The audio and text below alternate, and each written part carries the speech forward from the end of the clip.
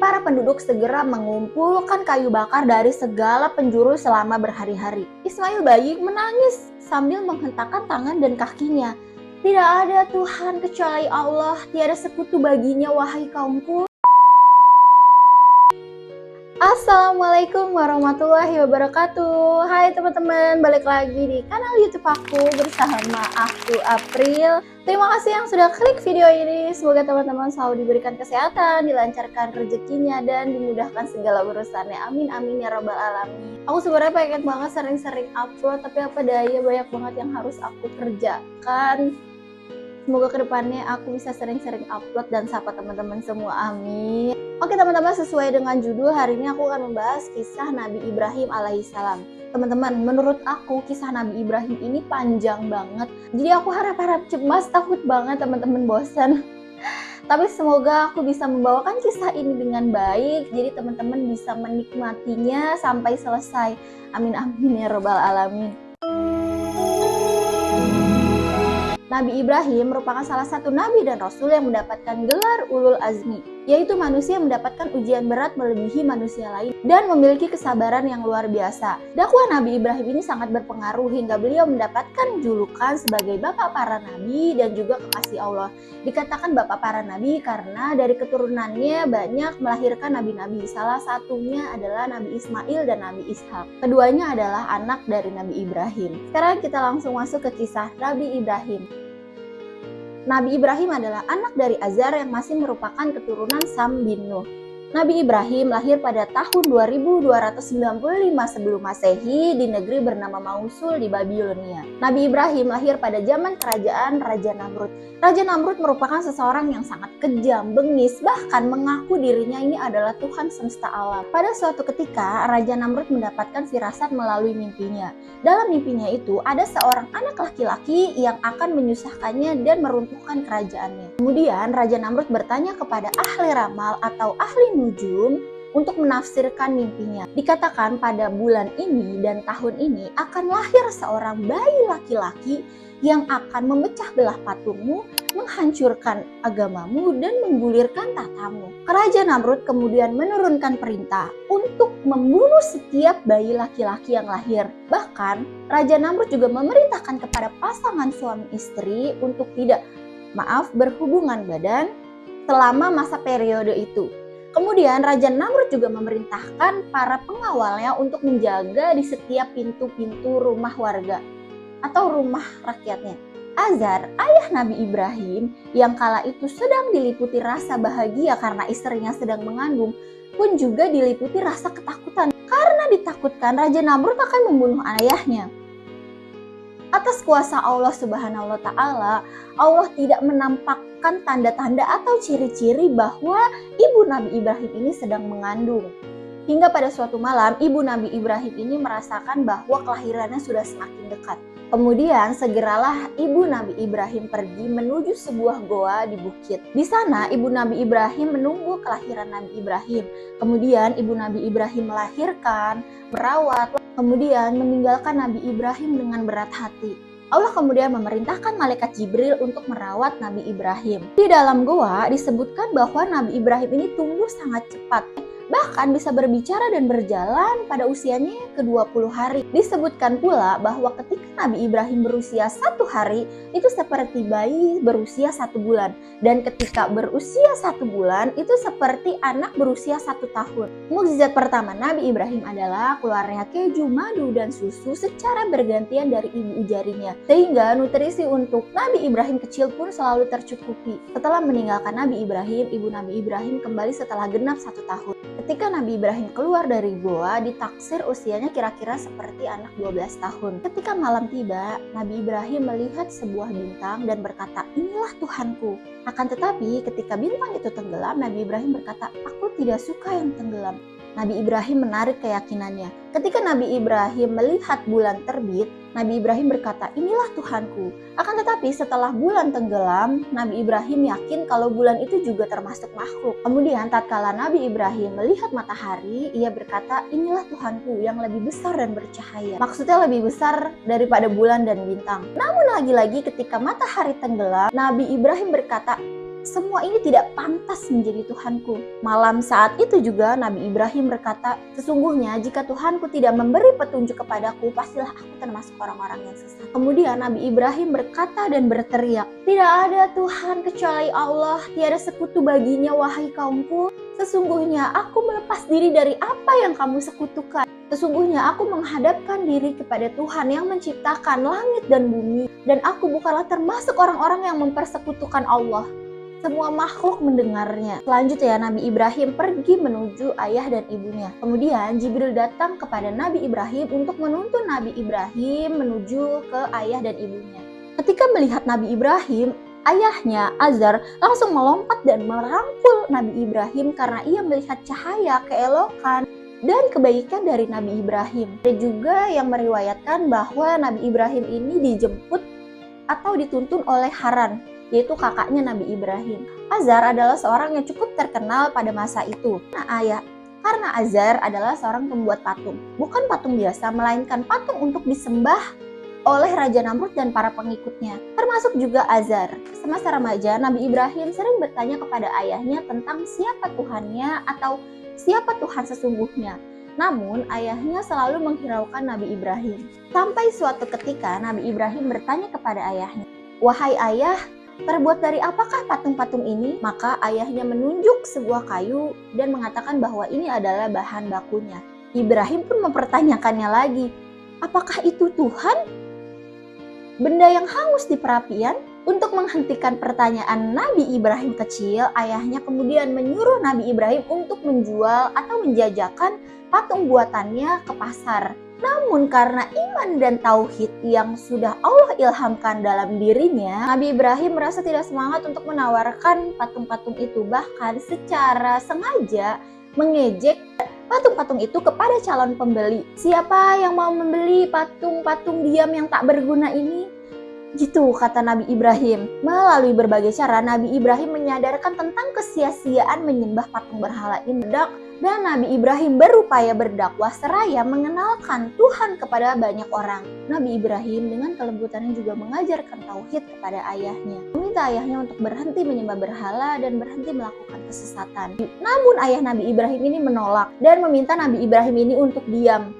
Seraya mengatakan jika Nabi Ibrahim terus mengajaknya dan mengajarkan tauhid kepada ayahnya berkata akan merajam Nabi Ibrahim. Suatu waktu ada acara tahunan yang diselenggarakan di pinggiran kota oleh Raja Namrud dan para rakyatnya. Ayah Nabi Ibrahim kala itu mengajak Nabi Ibrahim untuk ikut serta. Namun Nabi Ibrahim berdalih dan beralasan bahwa ia sedang sakit. Saat suasana sepi, Nabi Ibrahim pergi ke kuil tempat berhala sesembahan itu. Di sana Nabi Ibrahim melihat sesajian yang ditaruh di depan para berhala. Kemudian Nabi Ibrahim mendatangi berhala itu satu persatu dan bertanya, "Mengapa kamu tidak makan? Mengapa kamu tidak menjawab?" Setelahnya Nabi Ibrahim menghancurkan semua berhala kecil yang ada di sana menggunakan kapak, lalu menyisakan satu berhala yang paling besar dan mengalungkan kapaknya di berhala yang paling besar. Saat Raja Namrud dan rakyatnya kembali, semua terkejut melihat keadaan berhala-berhala itu dan bertanya-tanya siapa pelakunya. Sebagian mengatakan bahwa mungkin saja ini adalah ulah Ibrahim. Hal ini bukan karena alasan. Nabi Ibrahim ini dikenal suka mencela berhala-berhala mereka. Nabi Ibrahim kemudian dipanggil untuk menghadap Raja Namrud. "Apakah kamu yang melakukan ini kepada Tuhan-Tuhan kami, Ibrahim?" Nabi Ibrahim mengelak dan berkata, Bukan aku. Mungkin saja berhala yang paling besar itu yang melakukannya. Lihat saja, kapaknya ada padanya." Setelahnya mereka menjawab, "Engkau Ibrahim, engkau pasti tahu bahwa berhala ini tidak dapat berbicara, apalagi melakukannya." Mendengar jawaban kaumnya, Nabi Ibrahim segera membalikkan keadaan. "Mengapa kamu menyembah selain Allah? Sesuatu yang tidak dapat memberi manfaat dan kemudaratan sedikit pun. Celakalah kamu dan yang kamu sembah selain Allah." Tidaklah kamu mengerti? Raja Namrud dan kaumnya seketika kaget, marah, namun ada pula yang tersadar oleh ucapan Nabi Ibrahim.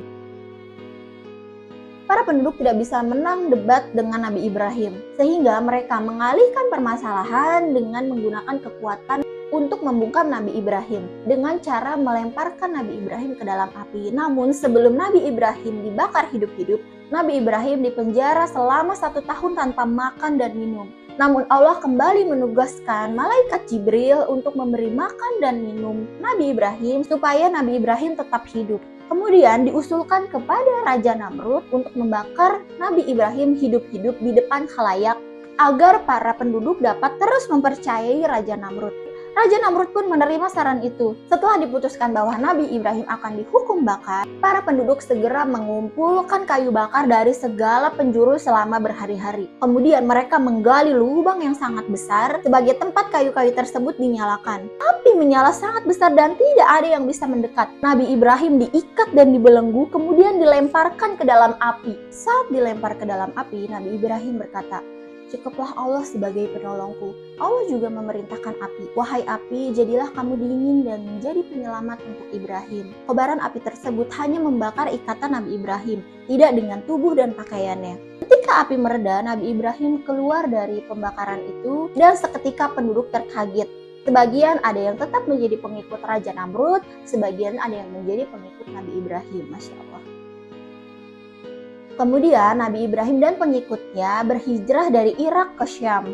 Namun negeri Syam mengalami paceklik hebat sehingga Nabi Ibrahim memutuskan untuk berhijrah kembali ke Mesir. Dalam sebuah riwayat, Raja Mesir memerintahkan untuk membawa Sarah, istri Nabi Ibrahim, karena sang raja mendengar laporan dari punggawanya tentang kecantikan Sarah. Saat utusan raja tiba menghadap Nabi Ibrahim berkata bahwa Sarah adalah saudarinya. Kemudian, Nabi Ibrahim juga berpesan kepada Sarah untuk mengatakan kepada raja bahwa Nabi Ibrahim ini adalah saudarinya. Karena jika Sarah mengatakan bahwa Nabi Ibrahim adalah suaminya, ditakutkan bahwa raja akan membunuh Nabi Ibrahim. Karena di sini konteksnya raja ini suka dan tertarik sama kecantikannya Sarah. Ditakutkan kalau raja tahu bahwa Nabi Ibrahim ini adalah suaminya Sarah, Raja akan membunuh Nabi Ibrahim untuk bisa menikahi Sarah. Setelahnya, raja dibawa ke istana untuk menghadap raja. Raja berusaha menyentuh Sarah, namun tiba-tiba tangannya menjadi lumpuh mendadak. Raja memohon kepada Sarah untuk berdoa kepada Allah supaya menyembuhkan tangannya.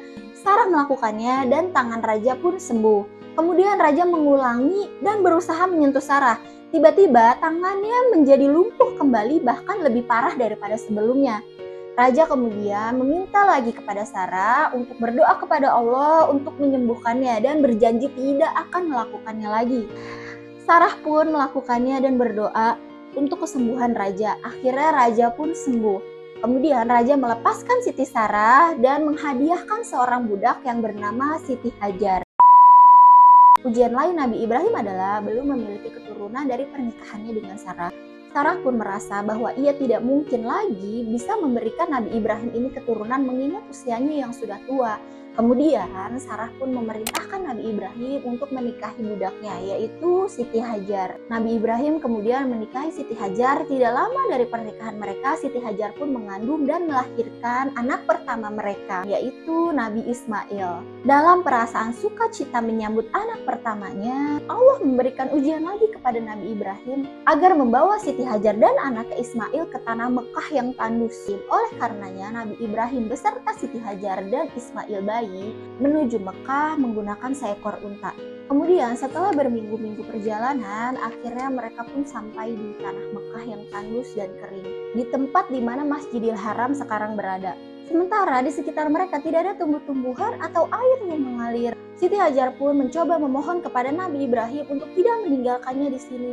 Namun Nabi Ibrahim berkata bahwa ini adalah perintah Allah Subhanahu wa Ta'ala.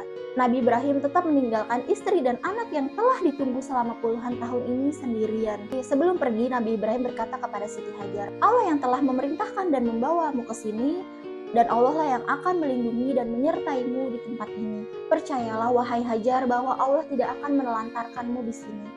Rahmat dan berkahnya akan selalu menyertaimu insya Allah." Setelah mendengar kata-kata itu, Siti Hajar pun melepas genggamannya dari Nabi Ibrahim dan merelakan Nabi Ibrahim untuk meninggalkan mereka berdua di sini. Selama perjalanan, Nabi Ibrahim memohon kepada Allah untuk memberikan perlindungan, pertolongan, rahmat, berkah, serta rezeki untuk Ismail dan Siti Hajar di tempat terasing itu. Kemudian tinggallah Siti Hajar dan Ismail bayi di situ. Karena persediaan makanan mereka telah habis, air susu Siti Hajar pun mengering. Ismail bayi pun menangis karena merasa kelaparan dan kehausan. Sebagai seorang ibu, Siti Hajar pun berusaha mencari makanan dan minuman untuk anaknya. Ia mendatangi Bukit Safa, bukit yang paling dekat dengannya, berharap ada pertolongan atau ada seseorang di sana yang mampu menolongnya. Namun di sana tidak ada yang bisa dimintai bantuan. Kemudian ia turun dari Bukit Safa dan menuju lembah hingga sampailah ia di bukit yang kedua, yaitu Bukit Marwah. Kemudian berlari kecillah Siti Hajar dari Bukit Safa ke Marwah selama 7 kali. Hingga tiba-tiba ia mendengar suara percikan air.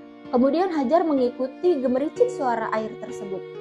Yang ternyata air tersebut berasal dari bawah kaki Ismail. Ismail bayi menangis sambil menghentakkan tangan dan kakinya. Dari hentakan kakinya keluarlah air. Hajar pun berkata zam, zam, zam yang artinya melimpah dan banyak. Lalu Hajar membuat kubangan atau sebuah mangkuk untuk tempat air tersebut. Itulah air zam-zam yang kini tidak pernah habis meskipun selalu digunakan oleh umat muslim di dunia ini.